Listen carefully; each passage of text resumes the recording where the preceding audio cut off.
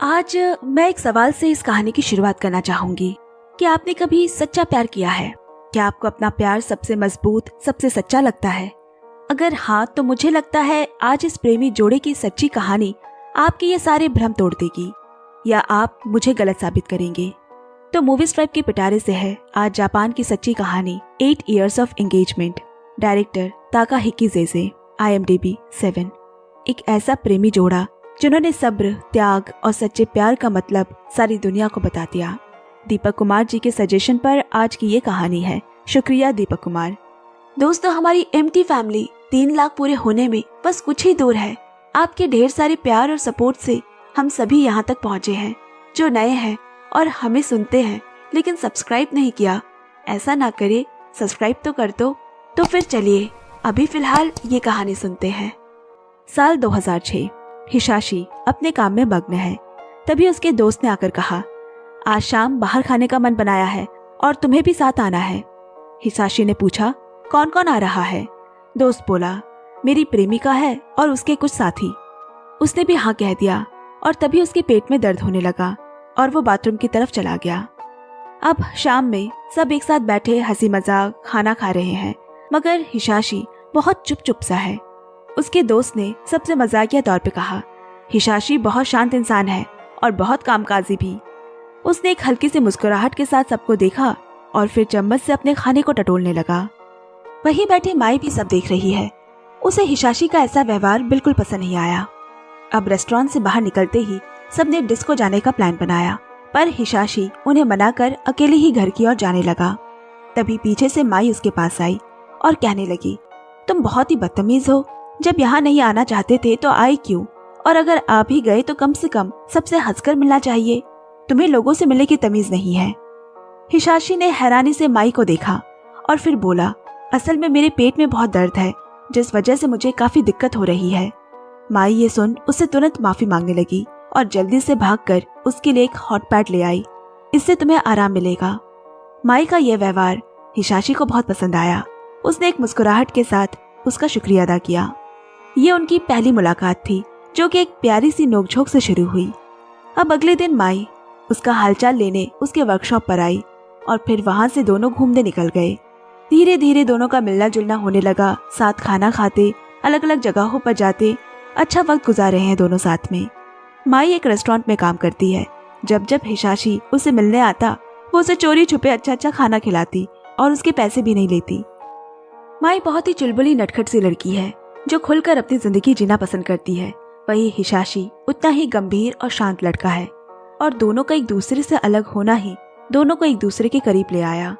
दोनों एक दूसरे को पसंद करने लगे और उनमें प्यार बढ़ता चला गया। एक दिन माई हिसाशी को अपने माँ बाबा से मिलवाने घर लाई। वहाँ उसने माई की बचपन की कुछ तस्वीरें देखी। सबने एक अच्छा समय गुजारा। हिसाशी माँ बाबा को पसंद आ गया। उसी साल 25 दिसंबर की शाम दोनों के बीच पहली किस हुई। दिन गुजरे और नया साल भी आ गया। हिसाशी माई को एक बहुत ही खूबसूरत जगह पर लाया है। बातों बातों में उसने माई से उसकी पुरानी अंगूठी मांगी। माई ने कहा, इस अंगूठी का तुम क्या करोगे? वो बोला, हाँ मुझे देखनी है। तो माई ने उसे अंगूठी निकाल कर तो दे दी, लेकिन दोबारा अंगूठी पहनाते वक्त उसने माई को शादी वाली अंगूठी पहना दी। पहले तो माई को लगा कि पुरानी अंगूठी ही पहनाई है, लेकिन जब उसने दोबारा अंगूठी देखी तो उसकी खुशी का ठिकाना नहीं रहा। हिसाशी बोला, अब वक्त हो गया है कि हम हमेशा के लिए एक हो जाए और शादी के बंधन में बन जाए। क्या तुम मुझसे शादी करोगी माई? माई की आंखों में खुशी के आंसू है। उसने बड़े ही प्यार से हाँ कहा। अब वहां से माई हिसाशी को लेकर एक मैरिज हॉल के पास आई, जहां उस वक्त एक शादी हो रही है। माई बोली, ये जगह मुझे बहुत प्यारी लगती है। मैं जब भी यहाँ किसी की शादी देखती हूँ तो मुझे बहुत अच्छा लगता है। काश मेरी भी शादी ऐसी ही होती। वहीं हिसाशी को एक महिला दिखी जो शायद वहाँ होने वाले शादियों की बुकिंग्स लेती है। वो फौरन माई को लेकर उस महिला से मिला और बोला, मुझे शादी की तारीख बुक करवानी है। क्या 17 मार्च को मैं बुक करवा सकता हूँ? महिला डेट चेक करने अंदर चली गई। अब यहाँ अचानक माई के सर में दर्द होने लगा, मगर हिसाशी के पूछने पर उसने कहा, कुछ नहीं, बस हल्की सी थकान की वजह से होगा। और फिर बोली, ये सब इतना जल्दी होगा मुझे यकीन नहीं हो रहा। मैं बहुत ही खुश हूँ। कुछ देर बाद वही महिला वापस आई।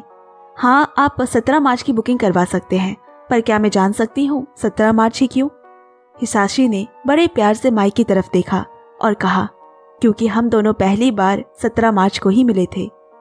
अब एक दिन हिसाशी माई के साथ कुछ तस्वीरें देख रहा है और फिर उसने माई से कहा, याद है ये नूडल्स कितने लाजवाब थे और तुम्हें तो बहुत ज्यादा ही पसंद आए थे। माई ने बड़ी हैरानी से कहा, कौन से नूडल्स? मैं तो कहीं नहीं गई थी, कोई नूडल्स नहीं खाए थे, मुझे याद नहीं आ रहा। उसे लगा कि माई मजाक कर रही है, लेकिन जब माई बहुत परेशान हो गई और बार बार कहने लगी, मुझे कुछ याद क्यों नहीं आ रहा, मैं क्या पागल हो गई हूँ, तब वो भी एकदम से घबरा गया। वो माई को संभालने की कोशिश करने लगा, मगर माई है कि एक ही बात दोहराई जा रही है, मैं पागल हो रही हूँ, मुझे कुछ याद नहीं आ रहा। अब हिसाशी उसे अस्पताल ले जाने के लिए निकला, पर गाड़ी में बैठने से पहले ही माई अजीब अजीब बर्ताव करने लगी। वो उससे दूर भागने लगी और अपने सारे बदन को झंझोड़ने लगी। उसे ऐसा लग रहा है जैसे बहुत सारे कीड़े उसके बदन में चल रहे हैं। हिसाशी कुछ समझ नहीं पा रहा। उसे किसी तरह वो अस्पताल ले आया। माई के माँ बाबा वहाँ पहले से मौजूद थे, लेकिन माई अस्पताल नहीं जाना चाहती। बार बार सबसे कह रही है, मैं मर जाऊंगी, मुझे यहाँ नहीं रहना, और खुद को छुड़ाकर भागने की कोशिश करती। डॉक्टर किसी तरह उसे पकड़कर अंदर ले गए और इलाज शुरू हुआ। इधर माई की माँ ने हिसाशी से कहा, अभी जो भी तुमने देखा मेरी बेटी वैसी बिल्कुल नहीं है, पता नहीं उसे क्या हुआ है, वो जल्द ही ठीक हो जाएगी, तुम उसकी फिक्र मत करो। अब एक दिन हिसाशी अपने वर्कशॉप पर काम कर रहा है, तभी उसे अस्पताल से फोन आया कि माई को दिल का दौरा पड़ा है। वो भागता हुआ अस्पताल पहुंचा और पता चला कि धड़कनें तो वापस आ गई, मगर अब वो कोमा में चली गई है और वो कब तक होश में आएगी डॉक्टर कुछ नहीं कह पा रहे। ये सुनकर हिसाशी बिल्कुल टूट सा गया। एक बार फिर से माई को दौरे पड़े। डॉक्टर ने फिर आकर उसे संभाला। उस दिन के बाद से अब हिसाशी के लिए ये रोज का मामूल बन गया। अपने काम पे जाने से पहले वो अस्पताल आता, उसके साथ वक्त गुजारता, उससे बातें करता और उसकी वीडियोस बनाता। फिर उन वीडियोस को वो माई के फोन में भेज देता, इस उम्मीद में कि एक दिन वो उठेगी और देखेगी कि जब वो सो रही थी तो क्या क्या हुआ था। हिसाशी के दोस्त और कलीग ऐसी मुश्किल घड़ी में हमेशा उसके साथ रहे, उसे हौसला देते, हिम्मत देते और माई के लिए वीडियोस भी बनाते। दरअसल माई के ओवरी यानी अंडाशय में एक ट्यूमर है और उस ट्यूमर को ठीक करने के लिए उसकी बॉडी ने एंटीबॉडीज बनाए और उसी एंटीबॉडीज ने उसके दिमाग में हमला कर दिया और आज परिस्थिति यहाँ तक आकर पहुंची। ये बीमारी इतनी दुर्लभ है जो कि 30 लाख लोगों में से एक को होती है। अब हिसाशी एक दिन उसी मैरिज हॉल गया और उस महिला से कहा, मुझे शादी की तारीख बदलनी है, मैं इसे रद्द तो नहीं कर सकता, क्योंकि अगर माई को होश आया और उसे पता चला कि मैंने बुकिंग रद्द करवा दी है तो उसे बहुत बुरा लगेगा। इसलिए मैं ये हॉल अगले साल के ठीक इसी तारीख 17 मार्च के लिए बुक करवा रहा हूँ, और अगर माई को अगले साल भी होश नहीं आया तो मैं इसे हर साल के इस 17 मार्च को बुक करता रहूंगा, जिसके पैसे आपको मैं देता रहूंगा। पर ऐसा करना तो नामुमकिन है, महिला ने मना कर दिया। लेकिन हिसाशी के बहुत मिन्नतें करने के बाद आखिर में वो मान गई। दोस्तों, ये प्यार भी ना जाने कैसे कैसे इम्तिहान देता है। 3 महीने बाद जिनकी शादी होने वाली थी, आज उनकी शादी करने की उम्मीद तक खत्म हो चुकी है। उनकी तो बातें भी नहीं होती, लेकिन इसके बावजूद हिसाशी हिम्मत हारने वाले लड़कों में से नहीं है। उसकी उम्मीद अभी तक कायम है। वो अपने हर छोटे बड़े काम को अपने फोन में रिकॉर्ड करता और माई को भेजता रहता। इधर माई के माँ बाबा भी बहुत कोशिश कर रहे हैं, दिन रात मेहनत कर रहे हैं, उन्हें अस्पताल के खर्चे भी उठाने हैं, पर एक माई है जो उठने का नाम ही नहीं ले रही। माई की हालत में कोई सुधार न आता देख डॉक्टर ने एक दिन हिसाशी और माई के माँ बाबा से कहा, अगर वो माई के ट्यूमर को ऑपरेशन के जरिए निकाल दे तो शायद उसकी हालत में कोई सुधार आ सकता है। ये सुनकर हिसाशी तो ऑपरेशन के लिए फौरन मान गया, लेकिन माई की माँ को थोड़ी झिझक हो रही है, क्योंकि ऑपरेशन के बाद माई कभी माँ नहीं बन पाएगी। ऑपरेशन की बात पर हिसाशी का फौरन हामी भरना माई की माँ को गुस्सा दिला गया और वो बोली, तुम हमारे परिवार के सदस्य नहीं हो, इसलिए इतना मुश्किल निर्णय तुम बहुत आसानी से ले सकते हो। फिर हिसाशी ने अपने इस बर्ताव के लिए माफी मांगी। उसे हालांकि बुरा तो लगा, लेकिन वो समझता है कि वो एक माँ है और अपनी बेटी को ऐसी हालत में देखना उनके लिए भी आसान नहीं है। अब एक दिन उन्होंने हिसाशी को घर पर बुलाकर कहा, हम तुम्हें और परेशान नहीं देखना चाहते, जबकि तुम अभी पूरी तरह से हमारे परिवार में शामिल भी नहीं हो। तुम चाहो तो अपनी नई जिंदगी शुरू कर सकते हो। नहीं पता कि माई को कब तक होश आएगा या कभी वो होश में आएगी भी या नहीं। पर हिसाशी ये बात मानने को तैयार नहीं है। वो कहता है, मैंने माई से शादी का वादा किया है और अब मैं उसे ऐसी हालत पे छोड़कर बिल्कुल नहीं जा सकता। मैं आपसे गुजारिश करता हूँ कि मुझे मेरी माई से अलग होने को मत कहिए। पर वो उसकी ये बात नहीं मान पाए। उसे एक नई जिंदगी की शुरुआत का कहकर जाने को कह दिया। हिसाशी को इस बात का बहुत गहरा सदमा लगा कि माई के बिना कैसे जिएगा वो। उसकी सारी जिंदगी बेकार है। वो उसके बिना अपनी जिंदगी की उम्मीद भी नहीं कर सकता। अगले दिन वो अपने वर्कशॉप पर जल्दी आ गया। उसे इतनी जल्दी वहां देख उसके कलीग बहुत हैरान हो गए, क्योंकि सबको पता है कि वो सुबह सबसे पहले माई से मिलने अस्पताल जाता है और उसके बाद ही काम पर आता है। ये बात उसके सीनियर्स को भी पता चली। उसे दुखी देख उसका मन बहलाने वो उसे अपने साथ गाड़ी की डिलीवरी कराने एक द्वीप पर साथ ले गए। लेकिन वहां भी वो खोया खोया सा ही रहता है, जैसे किसी ने उसकी खुशियां चुरा ली हो। वो सारा लम्हा बस माई के बारे में सोचा करता। और उसी शाम उसने सबको माई के माँ बाबा से हुई वो सारी बातें बता दी। ये बात सुनकर उसकी हालत देखकर उन्होंने उसे वापस घर जाने को कहा। अगली सुबह माई की माँ अस्पताल आई और वहाँ हिसाशी को माई के बगल में देख वो हैरान हो गई। वो रात भर माई के साथ था। उन्होंने हिसाशी से पूछा, क्या तुम सच में ये रिश्ता तोड़ना नहीं चाहते? और उसका ना में जवाब सुन माई की माँ बहुत खुश हो गई। उसका शुक्रिया अदा किया। एक माँ को और क्या चाहिए कि उसकी बेटी को एक ऐसा जीवन साथी मिले जो जिंदगी के हर अच्छे बुरे वक्त में उसके साथ खड़ा हो। देखते देखते 2 साल गुजर गए। अब साल है 2008, पर माई की हालत में कोई खास बदलाव नहीं आया। वो अभी भी कोमा में थी, पर हिसाशी ने अब भी हार नहीं मानी। वो साल के हर दिन, हर मौसम और हर बदलाव को वीडियो में कैद करता, ताकि जब माई होश में आए तो वो पिछले सारे मौसम और उन सारे दिनों को देख पाए। और एक दिन वो चमत्कार हुआ जिसकी दुआएं कब से ऊपर वाले से मांगी जा रही थी। आखिरकार माई ने अपनी आंखें खोली। हाँ, उसे होश आ चुका है। ये देख हिसाशी ने जल्दी से डॉक्टर को बुलाया और डॉक्टर ने सब कुछ देखकर कहा, ये तो सच में एक चमत्कार है। माई के माँ बाबा हिसाशी की खुशी का ठिकाना नहीं था। जहाँ सारे डॉक्टर्स ने हाथ खड़े कर दिए थे, वहाँ माई का उठना सच में किसी चमत्कार से कम नहीं था। अब डॉक्टर ने कहा, माई होश में तो आ गई है, मगर ये ऐसा है जैसा उसका ये दूसरी बार जन्म हुआ हो, क्योंकि वो सब कुछ भूल चुकी है। चलना, बोलना, पढ़ना, लिखना, ये सारी चीजें, यहाँ तक कि उसकी पुरानी सभी यादें भी। उसे सब कुछ फिर से याद दिलाना होगा। अब यहाँ हिसाशी माई के होश में आने की खबर अपने सारे दोस्तों को भी बताता है। वो सब माई के लिए बहुत खुश है। माई को अब व्हीलचेयर की मदद से बाहर घुमाने की इजाजत मिली है। बाहर वो चीजों को महसूस करती, आवाजें सुनती, मुस्कुराती, जिसे देखकर हिसाशी को बहुत अच्छा लगता। ऐसे एक और साल गुजर गया। साल आया 2009। माई को अब दूसरे अस्पताल में ट्रांसफर करवा दिया गया है, जहां उसकी फिजियोथेरेपी जारी है और धीरे धीरे माई भी अपनी हालत में सुधार लाने की कोशिश कर रही है। हिसाशी और माई के माँ बाबा हमेशा माई को प्रोत्साहित करते, उसे खुश रखने की कोशिश करते। माई का दिमाग एकदम बच्चे की तरह हो गया है। हिसाशी ही उसे पढ़ना, लिखना सब कुछ सिखाने लगा। अब माई ने खुद से खाना खाना सीख लिया है। वो छोटे बच्चों की तरह बातें किया करती है। पर इन सबके बीच हिसाशी के लिए माई के दिल में बहुत सारे सवालात घर कर चुके हैं। ऐसे ही वक्त गुजरता चला गया और साल आया 2012, यानी माई को होश में आए 3 साल हो चुके हैं। माई की हालत अब बहुत हद तक बेहतर हो चुकी है। वो अब अच्छे से बात करने लगी है, पढ़ने लगी है और उसकी पुरानी यादें भी धीरे धीरे लौट रही है।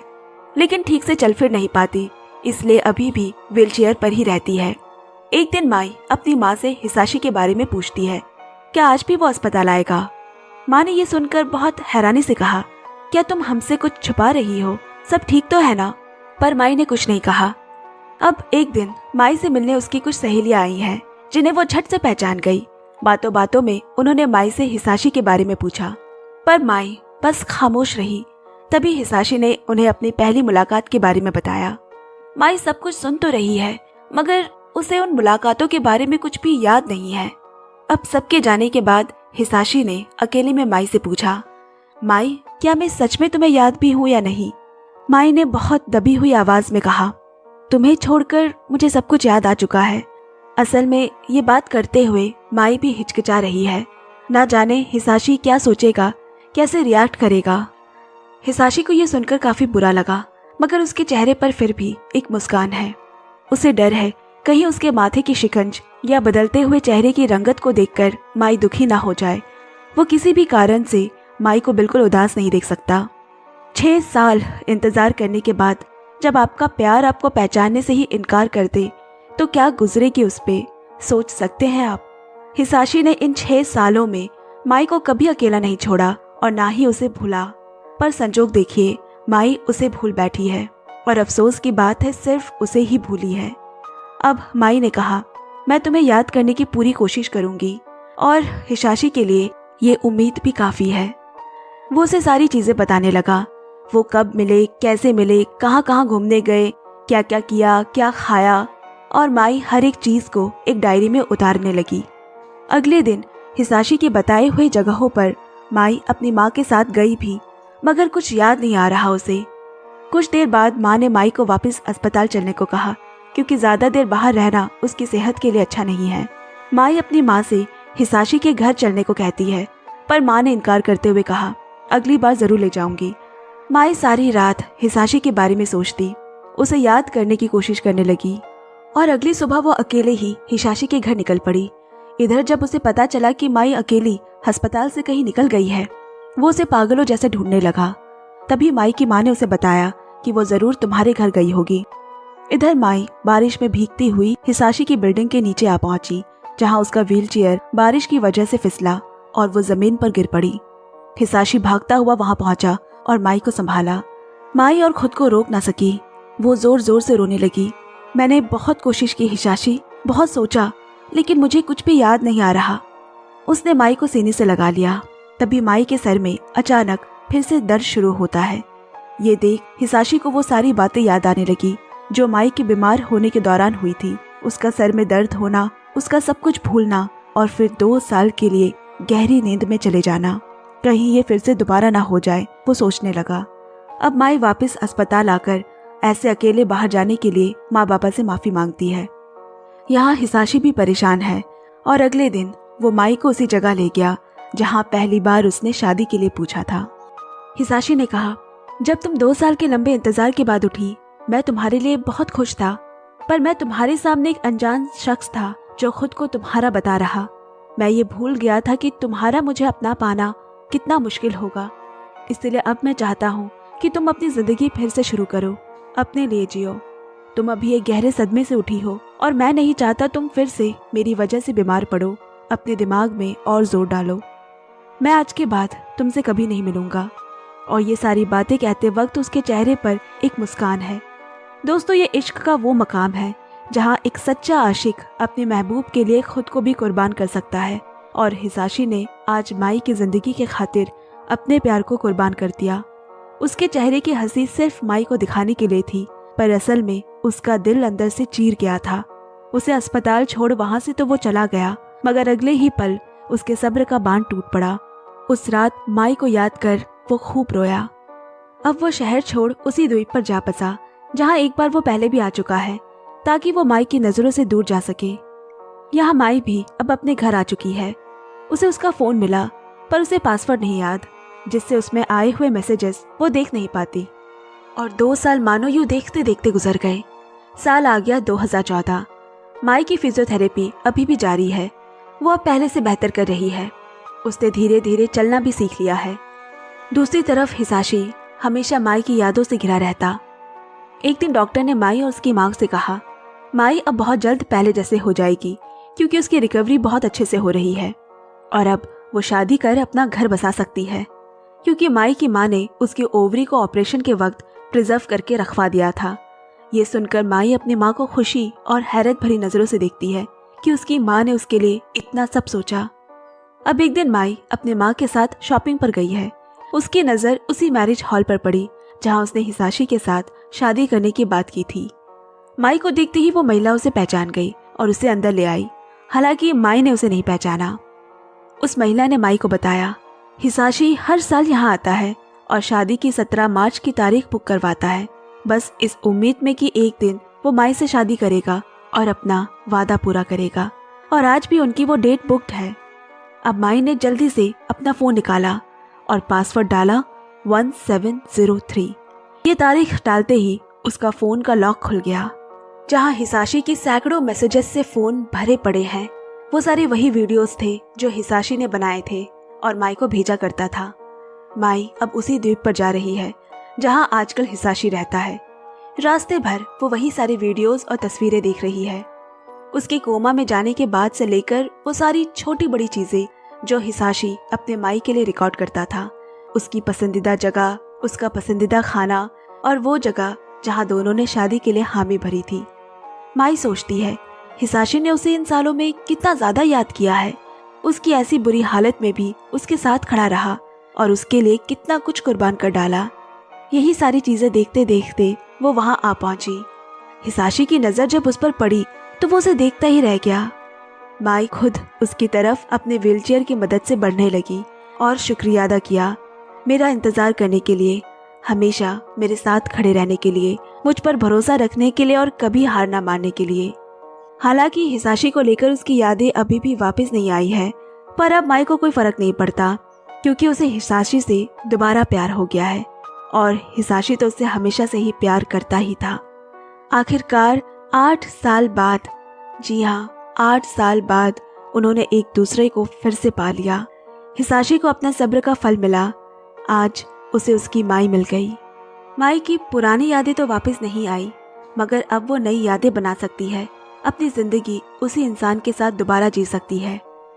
आज शादी के जोड़े में दोनों बहुत सुंदर लग रहे हैं, सभी बहुत खुश है और हो भी क्यों ना, जिसका उन्हें 8 सालों से इंतजार था, आज जाकर वो घड़ी आई है। माई के माँ बाबा भी आज बहुत खुश हैं कि उनकी बेटी को ऐसा लड़का मिला जो उसके साथ हर मुश्किल से मुश्किल हालात में खड़ा रहा और आगे भी रहेगा। माई खुद से चलकर हिसाशी के पास आ रही है। वो थोड़ा लड़खड़ाई ही थी कि हिसाशी ने उसे थाम लिया जिंदगी भर के लिए। दोस्तों, वैसे तो ये कहानी हमें बहुत कुछ सिखाती है, लेकिन सबसे पहले ये हमें प्यार का असल मतलब सिखाती है कि सिर्फ अच्छे हालातों में ही साथ रहना प्यार नहीं होता, बल्कि जब हालात काफी बुरे हो और आसपास कोई ना हो, तब आपका प्यार के लिए खड़ा होना बहुत मायने रखता है। प्यार सिर्फ पा लेने का नाम नहीं है, कभी कभी प्यार को खोकर भी पाया जा सकता है। और जिंदगी के सफर में जब भी एक के कदम लड़खड़ाए तो दूसरा उसे हमेशा संभालने के लिए तैयार रहना चाहिए। तो इसी के साथ मैं ये खूबसूरत प्रेम कहानी यही समाप्त करती हूँ। धन्यवाद। कहानी कैसी लगी कमेंट्स करके जरूर बताएं।